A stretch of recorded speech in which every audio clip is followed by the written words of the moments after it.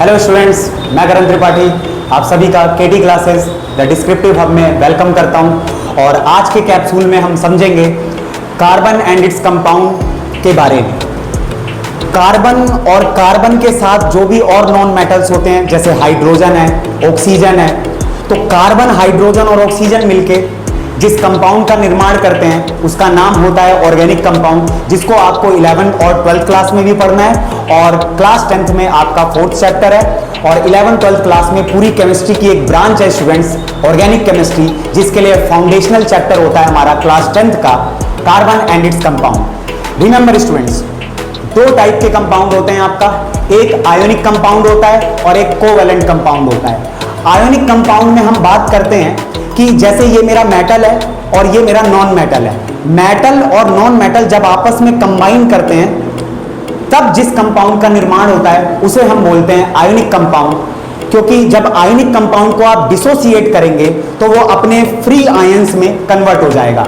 Metal पर plus charge, non metal पर minus charge, और ये प्लस चार्ज और माइनस चार्ज हमेशा बैलेंस होते हैं। ऐसे कंपाउंड को हम आयोनिक कंपाउंड कहते हैं। और अगर हम बात करेंगे कार्बन एंड इट्स कंपाउंड, तो इसमें आपको ध्यान रखना है स्टूडेंट्स, ऑर्गेनिक कंपाउंड की हम बात करते हैं। ऑर्गेनिक कंपाउंड की अगर हम बात करेंगे तो इसमें स्टूडेंट्स आपको ध्यान रखना है, ऑर्गेनिक कंपाउंड्स में हमारे non metal plus non metal, यानी जब भी हम ऑर्गेनिक कंपाउंड की बात करेंगे तो आपस में जो कॉम्बिनेशन होगा वो नॉन मेटल का ही होगा। दो या दो से ज्यादा नॉन मेटल्स आपको देखने को मिल सकते हैं ऑर्गेनिक कंपाउंड में, और आयोनिक कंपाउंड में आपको एक मेटल होगा और दूसरा नॉन मेटल होगा। स्टूडेंट्स, आई होप आपको अच्छे से इतनी सारी बातें समझ आई होंगी। तो ऑर्गेनिक कंपाउंड में जो बॉन्ड होता है उसे कोवैलेंट बॉन्ड बोलते हैं, और आयोनिक कंपाउंड में जो बॉन्ड होता है उसे हम आयोनिक बॉन्ड बोलते हैं।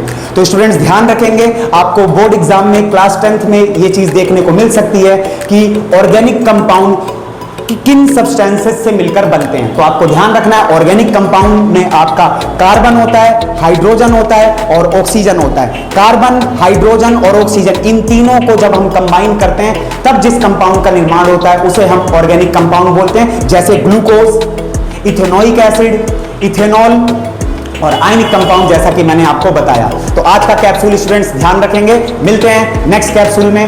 जय हिंद स्टूडेंट्स।